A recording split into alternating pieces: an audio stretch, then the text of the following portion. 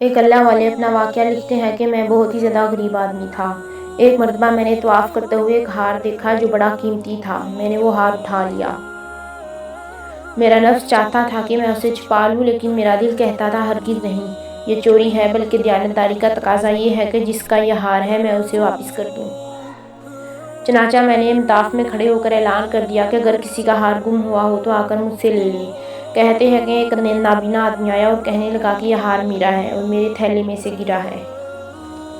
میرے نفس نے مجھے اور بھی ملامت کی کہ ہار تو تھا بھی نابینا کا، اس کا کسی کو کیا پتہ چلنا تھا، چنانچہ چھپانے کا اچھا موقع تھا، مگر میں نے وہ ہار اسے دے دیا۔ نابینا نے دعا دی اور چلا گیا۔ کہتے ہیں کہ میں دعائیں بھی مانگتا تھا کہ اللہ میرے لیے کوئی رزق کا بندوبست کر دے۔ اللہ کی شان دیکھے کہ وہاں سے میں ہلا آ گیا۔ یہ ایک بستی کا نام ہے۔ وہاں کی ایک مسجد میں گیا تو پتہ چلا کہ چند دن پہلے امام صاحب فوت ہو گئے تھے۔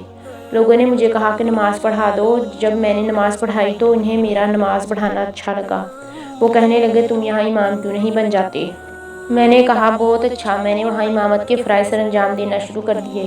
تھوڑے دنوں کے بعد پتہ چلا کہ جو امام صاحب پہلے فوت ہوئے تھے ان کی ایک جوان سال بیٹی تھی۔ وہ وصیت کر کے گئے تھے کہ کسی نیک بندے سے اس کا نکاح کر دینا۔ مقتدی لوگوں نے مجھ سے کہا جی اگر آپ چاہیں تو ہم اس یتیم بچی کا آپ سے نکاح کر دیتے ہیں۔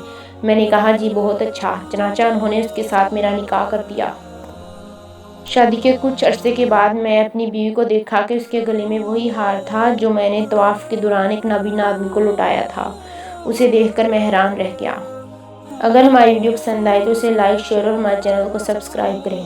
اس ویڈیو کے دوسرے حصے کا لنک ڈسکرپشن میں موجود ہے۔